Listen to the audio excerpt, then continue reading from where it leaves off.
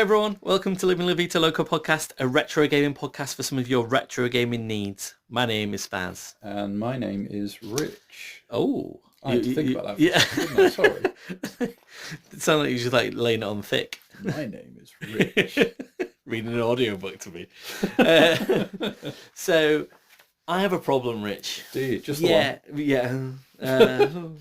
No. But anyway, let's stick with the one. Yep. I have a problem finishing things. So I didn't. Right. I have a problem climaxing. No, it's just so yeah, exactly. Yeah. I only really realised this because, and this is like how low base I am, but I watched the whole of Celebrity Traitors recently, Right. apart from the final, because in my head I was like, I've seen all the good bits. Do you know what I mean? Like, as in, I feel like, you know, it was like I'm a Liverpool supporter as well. Yeah, thanks very much, guys. And even them winning the league last year, like, as in, I felt like the thrill of the chase is great, but kind of when you get to the top and you sort of win it, and you know, I just didn't feel. I was just like, I wasn't bothered about it after like March. You know, the title race. I was like, yeah, no, I've seen most of it. And the reason I bring this up is because of my free play fortnightly that I bring to the table today. And also this is a therapy session for me. Sure. Sure. Yeah. I'm still looking for the notes for the game I'm about to talk about. You keep talking. Just keep filibustering. Yeah, that's fine. You How many on, games son. have you got saved up? Like, is it possibly could It's play? because I never play the things that I'm meant to be playing according to the schedule. I'm just like, I'll talk about that on free play instead. I'm a free play fortnightly for anybody that's not listened before and is concerned about that trademark that I've not made about it yet. Is where we both play a game and we review said game. We bring the review to the podcast. Here we are, and we review the game to our co-host. Our co-host then tries to effectively guess what the score is that we're trying to give it in our heads, and that score sticks, and it causes lots of consternation in about a month's time when we try and audit all the games and say which is the best game that we've played. So yeah, it's we don't know what we've played, and then we do a little Rochambeau, and then we find out who goes first. Off we go. I'm still filibustering here. No, it's Rich. all right. I found it. Okay, I found good. it. Whew, Good. Jesus, that was like the worst explanation I've ever bad, given. wasn't it? Yeah, no, Wow. but I'm terrible at filibustering. Like, you know how people just sometimes naturally are great at chatting and can go into the next subject. I just go down a fucking drain. It's all fully awful. I mean, you know, I could have made this work if I could find the notes. It's fine. Anyway, we're at the Rochambeau bit, by the way. Cool. So, yeah, Right, okay, rock, paper, scissors. So, rock, paper, scissors, go. Yep. Scissors all round. Rock, paper, scissors, go. Hey, paper, colours, rock. Right, off you go. So the reason that I haven't finished or was worried about finishing things was I think I said on a podcast where we talked about can you just give up on a game? I think it was me, you and Fiona, like on like episode 4 or something like that. And I think I gave the example of South Park Stick of Truth. Oh yeah. I've still given up on that game, like as in, even though I know that it's meant to be a very good game. But I have gone back and played a South Park game, an older South Park game, Chef's Love Shack. Excellent. From an acclaim game from 1999. Yep. Had it on the N64. Yeah. Oh my god, the N64 version as well. Oh, wow. Okay, yeah. So Chef's Love Shack. Yeah, bit of a. I don't. South Park was having a moment in like 1998/1999. A moment I was fully invested in. Like, Sure. So, like in 1998. They just released Chef Aid, the album, which I've got some extensive notes on here, which because that might be indicative of what I'm about to say about Chef's Love Shack. And then in 1999 there was 2 games, the 3rd season of the TV show and the movie. So it really was like, you know, 1999 was like South Park, Comedy Central, like the actual Comedy Central. And yeah, I have really fond memories of going around to my best friend's house and playing Chef's Love Shack as a multiplayer game. I'm really enjoying it with my 11-year-old mind. So I thought, yeah, I'm going to have a look and see what Chef's Love Shack is all about. Again, I'm trying to remember, is it actually any good?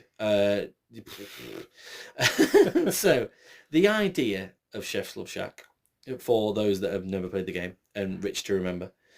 So it's a game show, multiplayer. I guess just a quiz. Like, is it effectively just a quiz game with game show games? Like, little what are they called? Mini games. Yeah, mini games. Thank you very much. Mini games, and that's it really. That you chef is under the illusion that he's going to have some lovely ladies stopping by to play his game show. In the end, he just gets stuck with the South Park kids. So as would always happen. It can be a 1 to 4 player multiplayer game. I played it solo this time round. Fuck, that's depressing. Oh god, it's so shit and depressing all at once. The logic behind doing that, and also the game itself. I felt so sad, so sad for myself, and also just the general scenario of what was happening around me. So the idea of the game is fine as a quiz almost, and you get chef, and it's almost like you get Gary the host doing the voiceover, and Gary the voiceover guy, and chef is the host, and Isaac Hayes is really a great voice actor, and it comes in with chef Isaac Hayes singing Simultaneous Loving, and it's just like you and me, and we're not a rider. So it's just like you're like, yes, I'm in for a good time here, and you're really not. I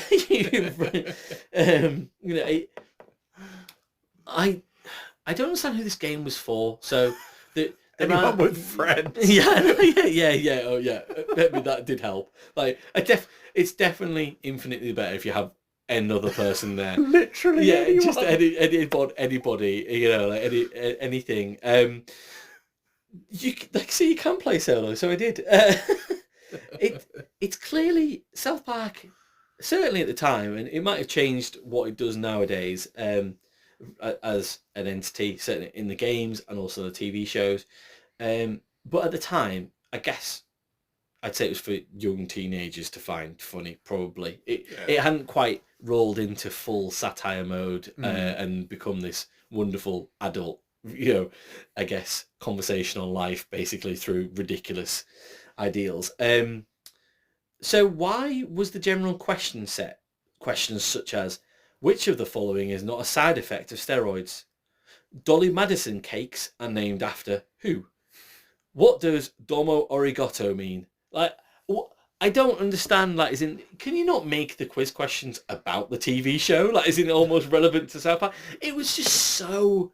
I'm like, how deep is this? I don't understand. I don't know what the fuck is going on. Like, it just wasn't enjoyable as a quiz entity. I thought I remember it being like, and then it did come back to me that I was like, oh wait, no, the questions are fucking inane and stupid and almost like meant to just be a piss take. Like, why have you even paid money to play a quiz show? What, you fucking idiot for buying this? Because you should never have bought it, because it's a fucking waste of time. The trivia just so stupid and irrelevant, and it angered me that I was just like, I don't know who wrote it. I think it was, like Parker and Stone, but like I just felt like the joke was really on me and not in a good way. So that's probably, but is that what it always has been? Maybe with South Park, maybe the joke's always been on the audience, the consumer. I don't know. The mini games then, they pick up a little bit. From the trivia questions. Asses in space. So you play as Terrence or Phillip, and you play asteroids. That is in, but you actually can move Terrence or Phillip around in a little spaceship, but you're effectively playing asteroids, and you're shooting the asteroids at asses. But so there we go. The pie eating contest is a 2-button tapping track and field style event of eating as many pies as you can with the South Park kids.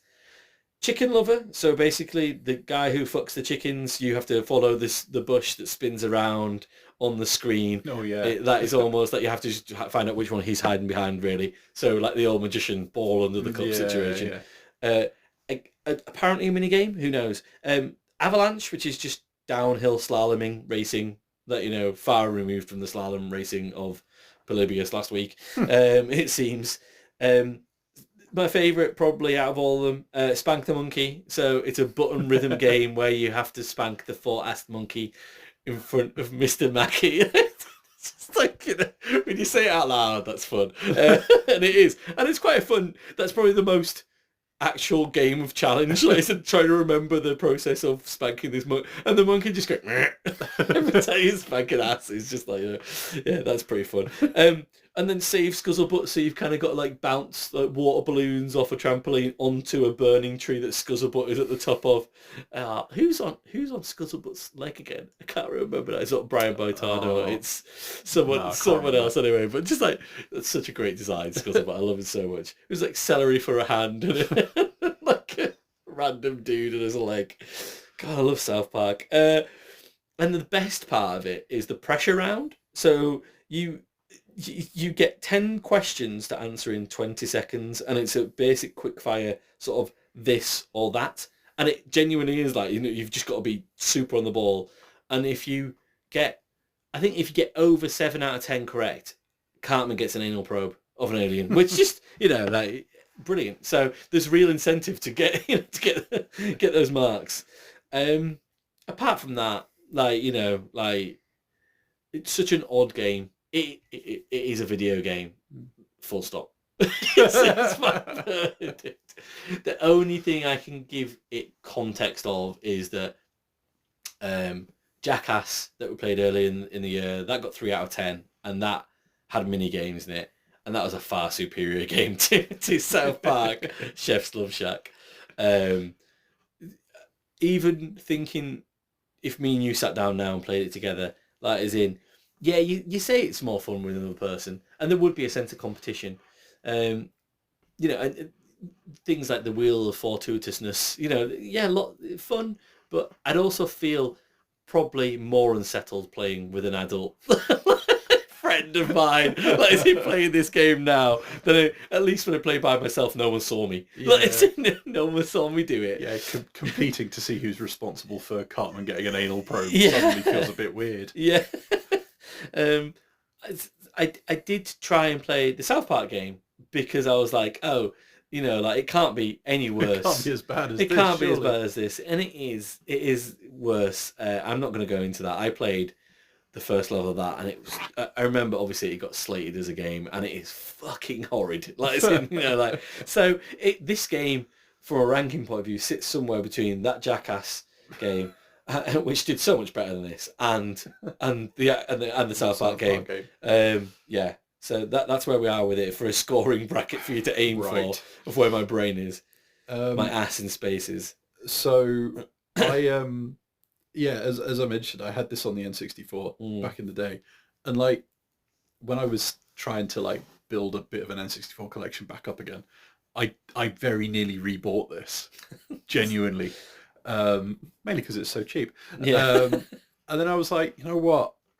I kind of don't need to though, because my favourite thing about it, weirdly, was playing it solo and just how you're just shoved off to one side with the desks and all the other empty desks that could have contestants on, and it's just you. And that weird like purgatory experience has stayed with me, and like for some reason that I don't know, it's probably quite telling about me as a person. Like, I always have that filed under fond memories, rather than like faintly despairing. Fond memories of this game when I was younger. At least I think the difference now would be like, I know what Domo Arigato means and stuff like that. Like that's probably the character growth, isn't it? And yeah, so I think there's not much meat on the bone, is there, really? But I don't remember it like. I remember it looking quite good, at least, for what it was doing. It looks like South Park animation. That is in, and that works really well on the PlayStation 1 and N64. So, knowing that... well, I'm looking at the scores, and knowing that we gave Jackass 3, but also knowing that it sits between this and the actual South Park game... I think the question becomes, were we scoring South Park, would it be a 1 or a 0? And I think, from what I remember playing of the South Park game itself, I think it might actually be a 0. I don't... I'm speechless at how shit that game is. I really tried to bring it as a review, after I played Chef's Love Shack for about an hour and a half, I was like, I'm going to play South Park. I played it for about an hour. Yeah. And I was beside myself with rage. Would be the easiest way, how poor that game is. Okay, well, at the moment in the 0 bracket, we only have sort of Sedan. And Should we just slide? we are staring out end of year audit in the face. I think we put South Park in 0. That's fine. I have no notes on it. I played it for an hour. The handling of the game in the first 3 levels, and obviously continues from there. It just, and the story makes so little sense. That is in, and even for South Park, and there's no draw distance. It's just was this PS1? Yeah, and it's like and your weapons, the snowballs, trying to take down the killer turkeys and stuff. I just see how I'm not forming full sentences because I'm just enraged at what happened to that video game and playing it more than once in my life. It's just like, I hate myself. I hate myself so much. Right. So South Park's gone in at 0. I'm putting Chef's Love Shack in at 2. That is where I had it. Yeah, so it's a 2 or a 1, but I remember it looking quite good. And for some reason, the thought of me, I can't remember if I bought it or rented it. Oh yeah, it probably originally. I think I probably rented it first, but for some reason, firing it up. And exactly like you said, going through the song, being ready for it, and then just being on my own shoved along for the far edge of the screen, for some reason, just made me chuckle. Yeah. And I will always remember that as that, like, occasionally you would rent something and it wasn't quite as good as you'd hoped, or you get through more of it than you thought you might, and the experience is kind of flat. I think this is one of those times where I rented something and my expectations were so completely undermined. I was like, you know what? I've got to give it credit for that. Yeah. I mean, I genuinely think if they did a sort of 30th anniversary edition and changed the question set to be about South Park and added had AI. Yeah, you had like butters in it and stuff and things that just like but still really did it more like Mario Party. Yeah, really subversive Mario Party. Like I think I'd be so down for that. Even as a single player experience. I'd love them to kind of like reach back around and be like, I remember the shit games we put out at that time. Yeah, no, let's go back to 1999 and right some wrongs and or they even just like make it even shitter somehow. I did want to quickly touch on Chef Aid the album because that was one of those things. This is almost a bit of a South Park. I've already done the toys. I've already talked about those before and owning them. Chef Aid the album because it is something that I still kind of occasionally will listen to a couple of songs on there. Chocolate Salty Balls reached number 1 in the chart. At the end of 1998. It almost got to Christmas number 1. It was second. I can't remember what beat it now. Something beat it to Christmas number 1 in 1998, and it's just like and it was probably the first time where I think that it might have been the first example of the ridiculous subversive Christmas number 1 botherer. Like, as in before that, it was probably like Mistletoe and Wine by Cliff Richard or something, and then it's like all of a sudden, you just sort of bit of me mouth suck 'em. Yeah, exactly. Yeah, Hellfire, baby. It's just, it's so far from being a Christmas number 1 as well. It doesn't make any sense. But I still actively will listen to both Styx's version and Cartman's version of Come Sail Away and enjoy them both in the same vein that it's just like from that album. Bubble Goose by Wycliffe Jean. Still love that song. That's with the boys singing in the background. It's like it's Mac 10. Hell yeah, not Mac 10, Cartman. It's just like genius Mac 10. It's just like just some wonderful little asides in there. Can you? This isn't meant to be a difficult South Park Chef's Love Shack quiz for you right now. Can you name any of the other artists who either have a song on the album or appear on the album?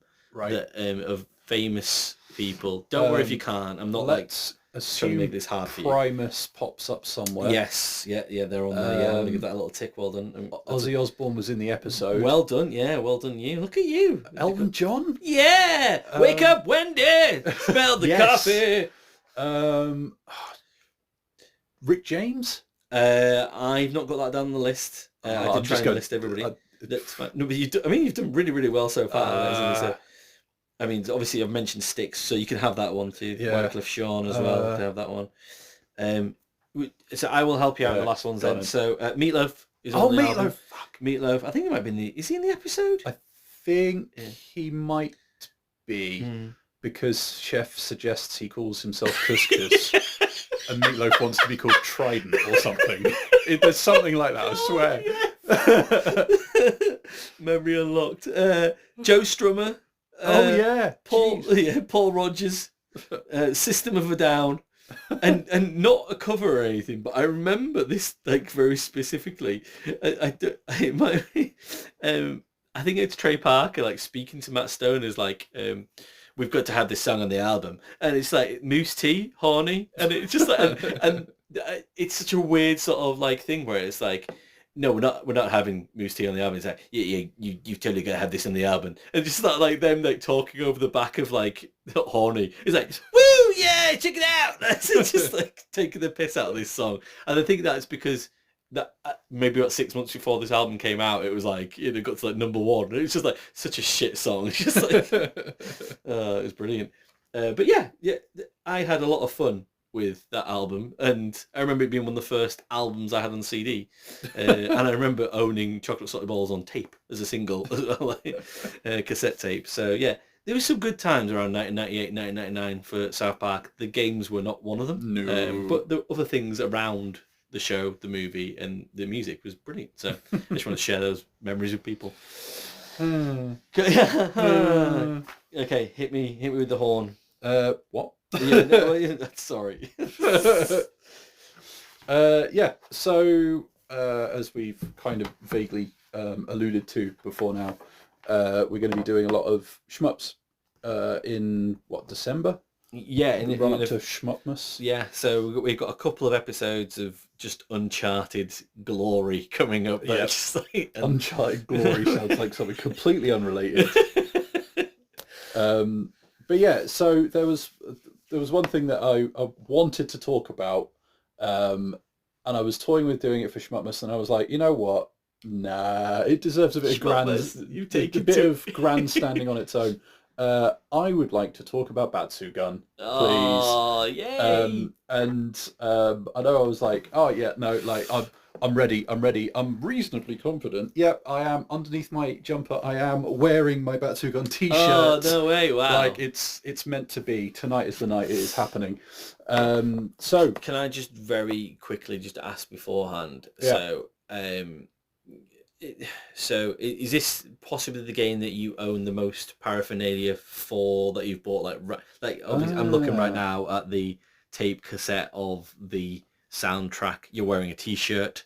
Like, do you have any more Batsugun goodies? Merch. Yeah, tucked away. Actually, no, I don't. It's still pretty good. I mean, those two things, you know. Yeah, actually, no, tell a lie. I've got like a little like a paper wallet judo chopping thing. That if it didn't look so obviously like a wallet, I would frame. Oh, okay. Have it up like I've got the Dead on Patchy flyer up there. So yeah, I guess that's probably it. Yeah, well, I mean that counts also. But it is, yeah, it's a favourite of mine. I blimmin' love it. Because like I'm a sucker for that kind of late Toaplan, early Cave Is it that era. Last Toaplan shooter, was it, I think? I don't know if it was quite the last one. Actually, no, it might have been, looking at my notes here. So 1993 was Batsugun originally coming out. Batsugun Special was 1994. Okay. Which, according to the notes here, I've got demoed but not released due to Toaplan's bankruptcy. Okay. Or at least not released officially. Yeah. But then you fast forward to 2024, and it's out on PC as part of the Batsugun kind of bundle from Bitwave, and also on Evercade. Ah, okay. On the Toaplan 3 cartridge, yes. Which I think might be my favourite cartridge on Evercade. Yeah. Batsugun itself, you've got a bunch of characters, and the kind of, this is going to sound so dumb, because it's like, standard spaceship shooter type setup, right? You are in a ship, you fly up the screen. Everyone knows them. You shoot things in the way, right? Be it on the ground, be it in the air, you just blow it up and off you go. But there are two things about it, maybe three, that for me really elevate it. And like, as is so often the way with me and these things, soundtrack, like I blimmin' love the soundtrack. And the other bits, weirdly, like I find the kind of character designs, colours, whatnot, just the right side of kind of, or just in the sweet spot between like anime cartoony and gritty. Yeah. Which is a similar sweet spot to some of the Dodonpachi games. Like there's a definite vibe that I go for. It would seem. But the other, like, weirdly, I have Batsugun pegged as one of my favourite like opening stages of a shmup, because you start underwater. Yeah, you do, don't you? And like, for some reason, that still to this day strikes me as weirdly unusual. It's very blue, that stage. Yeah. And like even just the bubbles and stuff like that at the start, and like that kind of sense of immersion, until the soundtrack kicks in and suddenly you don't care anymore, and it's all about that tune and things exploding. So yeah, the main game itself is not particularly complicated, right? But what I would like to talk to you today about is the special version. Which is that one that didn't officially come out until 2024, basically. So most of the trappings are the same as vanilla Batsugun, slightly switched color palette, so that it's a bit more distinctive. But you've got a smaller hitbox on the ship, so rather than always handy. Well, yeah, genuinely. So you can squeeze in smaller gaps between bullets, basically. You've got a one-hit shield, buff bombs, scoring items. You get little pigs will pop up in like random places that you can kind of hover near to boost your score a little bit, and or you can pick them up for like a kind of quick boost, all that kind of stuff. And they'll only pop up if you're destroying certain bits of scenery and things like that. Is that on the Saturn boosted version? It may well be. Sorry, I'm asking you a question, but yeah, I feel like they are. I feel like it is pigs. They may well be. Maybe I didn't notice pigs. I know there's like a little boosty sort of thing that I'm like, is that a pig? There might be. It might be pigs. It might not be pigs. Multiple loops when you go through. There's a bunch of different tweak changes, but for me, that the key bit with the special version is that smaller hitbox, and suddenly you're kind of going from what was a great original game to just something that feels that little bit more like the start of bullet hell shoot 'em ups. Yeah, and it literally sits in that happy gap between Tower Plan and Cave and the kind of work that those two companies did in shmups.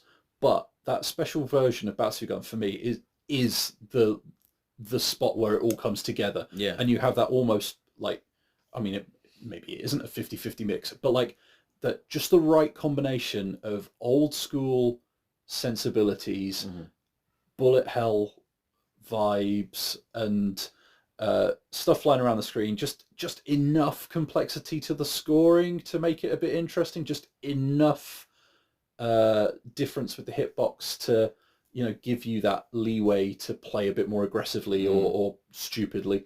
And yeah, just like it feels like that missing link.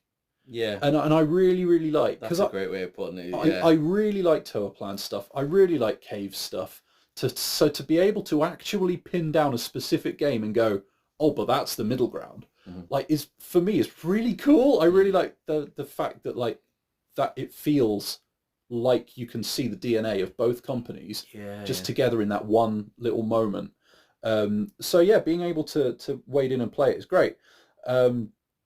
There's, I mean, the notes here, God, ridiculous. You can tell it was written about a year ago.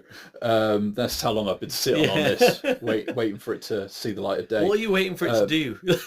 Well, marinade. So if you're playing it on Steam Deck, like it's quite easy to start touching the touchpads and stuff like that when you're hurtling around the screen. If you're playing it on the Evercade EXP and you want to output it to a screen, you know, you're going to be having to dance around the cable output and stuff like that. So like, point is that as with so many of these like vertical shooters, you kind of got to pick your poison with how you play it and settle in. So I just wanted to say at this point then, so I picked up the Saturn boosted tribute version, like June this year maybe, and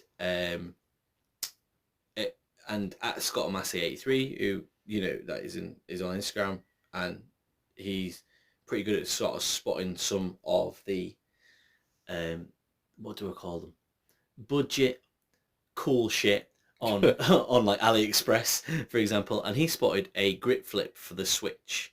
Yes, £4 to flip it and have it, and it's just like a little plastic holder, and you then put the Joy-Cons in the side of it, and I was like, and I've been meaning to show you for a while, and so like I will at one point, but it's so, the only thing about it is that when you put the actual Switch into it in sideways, that is in like the volume button kind of gets stuck sometimes. Batsugun goes up to 11. Oh no. Yeah, no, totally terrible. Oh, but to have that vertically, it makes all the difference. That is and it's comfortable enough for like an hour's worth of session. It's like they're probably. Well, there definitely are more expensive, flip grips out there. For like, mine was, but like you will probably get more comfort. Well, I've seen yours set up before, and you will definitely get more comfort out of it, and it will definitely feel like this is a plastic box. But for anybody listening out there does want to get into shmups and wants to play on the Switch and things, honestly, this thing is like, it's wonderful. Like for £4, it's well worth it. I think the Switch was a definite game changer for me when it came to shoot 'em ups, because of, even if you're just putting it on a table, being able to have the screen flipped, so that you can play things the way God intended. Makes such a difference. That's what he was thinking. That's what he was really. On the 8th day, God was really fucking worried about and played Batsugun. So I need to invent Tate mode. Damn right. While all this was going on, I've been having a quick look about pigs. and I think the special mode does make an appearance in the Saturn tribute stuff as well, as best as I can tell. Yes, but that is from a hurried Google. I don't think it's in the main original game. Okay. But don't quote me on that. I think I got to like the third boss. I got into that mode we were just talking about last week with the Jeff Minute shooters, where I was playing it for about 2 or 3 days, where I was just like, I'm in now. Do you know what I mean? And then I put it down for like a week, and I was like, I'm out. I'm out. I need to, go back in at some point. Yeah. But yeah, that is basically. That's it. Basically, that's all I wanted to say about it. Like the version that you can get on Steam from Bitwave is really, really good. Rock solid. Can't go wrong with that, I don't think. There's some Toaplan arcade collections, that 1 and 2 that just came out as digital downloads. I think you can get physical copies as well. So not just the Evercade ones. That obviously is up to 4, isn't there? Yes. Now. I think so. Yeah.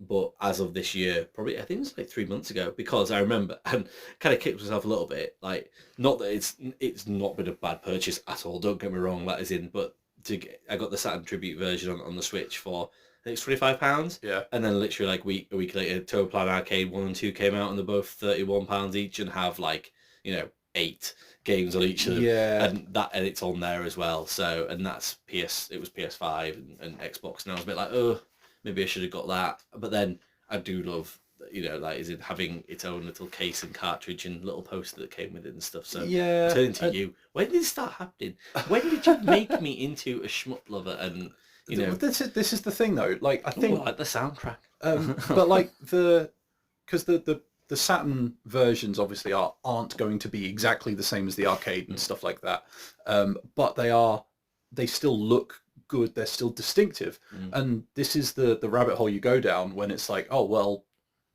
I've got the Saturn version and I could get the arcade version because it will be slightly different. And I kind of really like that about shmups, and the fact, like with fighting games as well, I've got like multiple copies of various ones that I know I like, because I'd like to think that I'm getting to the stage now where I'm more happy to go and appreciate the subtle differences with some of these things, or like different modes and stuff like that, and that you would get in one thing but not the other, and all that. So yeah, like between the range of options, decent soundtracks and things like that, and then you get into the high score hunting and the kind of the sheer bloody minded, I will get better at this game, I will learn it, I will understand what is going on with it, and the satisfaction of it clicking. Like I'm kind of annoyed with myself that I didn't get into shmups earlier. Yeah. It definitely took a pandemic and a Nintendo Switch for me to start like realizing, oh, actually, this definitely scratches an itch that I didn't know needed scratching. And what's been fun since is looping back and doing things like discovering Batsugun, or working out, oh, hey, I used to have a Mega Drive. What shooters did I miss there? Holy hell! I missed quite a few good ones. And yeah, all that kind of stuff. So yeah, we'll quite happily fly the shmup flag, and I think Batsugun, specifically the special version, is gonna be one of my favorites for a long time yet. I mean, you know, you've already I guess pre-advertised it, but yeah, in about a month's time. So the idea is, I don't know, I feel like I've been hit over the head. It's a bit like Doc Brown in Back to the Future, where he gets hit over the head and comes up with a flux capacitor. I just kind of came up with the idea that we should do a countdown to Schmuckmas #1. It's not even relevant to Christmas, but it's December. Do they know it's Schmuckmas? Yeah, no, nobody does. No one does. No one I didn't does. know what it was. No one does. Even half of our podcast doesn't know what it is. But yeah, so we're going to pick 10 games and 5 each, and we'll kind of do a bit of a Christmas countdown to #1. But, you know, like, but it's telling almost that you've kind of kept Batsugun out of that melee. Like I said, you didn't want to get you didn't want to get involved. You know what? No, just in case it sits above. Just in case it got, you know, don't want to get down in the dirt with all these other games. You know, stay up. So yeah, it's the one thing I would say about shooter games is that I don't know necessarily where to score them, because well, I do. Because these are subjective, but objectively, because they're not for everybody. No, Do you know what I mean? Like, a lot of them, especially the bullet hell ones, just beat you to shit and don't necessarily make, if you're of a certain type of person, don't make you feel good about yourself or make you feel good that you're good at gaming. No, I think a sensible criticism you could level at a lot of them is, you know, replay value. And like, sure, you might get beaten around the head a lot until you learn it, but once you learn it and you've perfected it and you've got that, you know, 1 credit clear, are you going to be going back and doing it terribly often? Probably not. I wouldn't ever know, because I've never cleared a shmup. But this is the thing. And like, this is something that I'll come to with at least one of the things that I'm going to be talking about in December. But like, it's been really interesting, some of the stuff that, say, M2 have done with the shooting games that they've polished up and basically done remasters for and stuff like that. What extra bits they've added in or haven't added in, and all that kind of stuff. Yeah. So yeah, like I think there's a place for them, but yeah, they're not for everybody. They're not mainstream like they once were, perhaps. But when they fire on all cylinders and they click, for me at least, like, oh yeah, no, there's nothing like it. But that's the thing, isn't it? Like, as in, I genuinely do feel, apart from maybe really great racing games, like this, and that's again probably why I felt so strongly about dedicating a certain area of the podcast to shmups. Like, for example, we're going to do December, and then in January when we do a bunch of driving games, like they're the things that just make my synapses just sing and click, like as in, about video games. Certainly nowadays, I'm looking back at what I've enjoyed previously as well. I'm not massively story driven. I'm not there for necessarily these massive in-depth things. I'm there for the exact same thing over and over, but just done to like a fine-toothed comb, and just, these super fast experiences that just get, like I said about the wipeouts, like as in the challenge of everything coming at you so quickly and everything. Yeah, whatever that is, it just, makes me gravitate towards it. So, so I totally understand. This is your thing. So, giving it a score that you would give it. I mean, this isn't. I don't think this is necessarily hard, because I think that you think it's one of the greatest games ever made. But how great comparative to other games that you've played of the greatest games you've ever played? Well, should we have a little look at the spreadsheet? Yeah, go on. We're just getting to that point now where we get self-indulgent. We're like, we're going to talk about this soon anyway. So what 9 out of 10 and 10 out of 10 games have we got? Because it's got to be in there. But is it a 10 out of 10 game? How high do you want me to start with some examples? I think 9 out of 10. Right. I would be shocked if that isn't the case. Then just tell me now. That'd be fucking pointless. Waste of time and people's time. But yeah, 9 out of 10 and 10 out of 10 games this year. So 9 out of 10. I have given to. Yeah, what have you given? Sorry, your games, or that we've given your free play fortnightly. Tecmo Super Bowl. Yeah. Was a 9 out of 10. An early highlight. Red Dead Redemption, I believe, was one of mine. Yeah. Hitman World of Assassination. That was a joint between all of us. But we all said 9 though, so to be fair. So yeah. Wipeout Omega Collection, I think, was another joint one that ended up. It was. I kind of forced you into that. You were haggling about that one, wasn't there? I'm kind of light on the 9s. Yeah. 10. I have in there Quake, Indiana Jones and the Great Circle. And those are the only ones in 10 at the moment. I mean, this isn't a conversation for now, it's a conversation for December, but I see one out of all then that I'm like, yeah. Anyway. You're wrong. I know, it's fine. We will tell you why you're wrong about Indiana Jones in December again. Until you're right. Wait until we've talked about Uncharted for 2 weeks, then we'll see what happens. Anyway, I think, speaking about all those games, I think a 9. Does that upset you? No. Okay. What would you give? Would you giving it right. How wrong or right am I? Well, you're kind of. Yeah, I think you're right. The reason I'm like wibbling and wobbling is because I think genuinely, I think it would come down to what version it was and like where it was being played. Yeah. So like, original Batsugun on an Evercade, maybe an 8. Mm-hmm. Batsugun special version on the Bitwave version on PC. Yeah. With a monitor flipped 90 degrees. Yeah. Probably getting up to a 10. Yeah. So I think 9 is a good catch-all solid. For the record, I've put it down as Batsugun for PC. Yeah.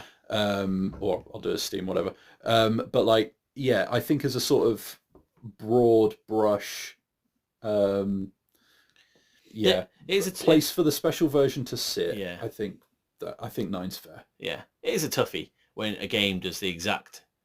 It sounds like really damning, but when it kind of has a certain run to it or a certain flow to it and stuff like that, and it's just like about you learning that and then getting good at it.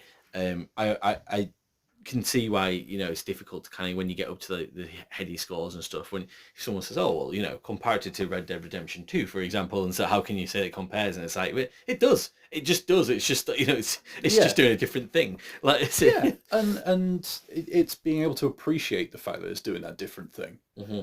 And I mean, like, yeah, you could easily sit here and go, oh, but the Batsugun special version thing that came out originally had a bunch of input lag when it was released on a specific platform. Why aren't you deducting points for that? It's like, well, I'm not talking about that though, am I?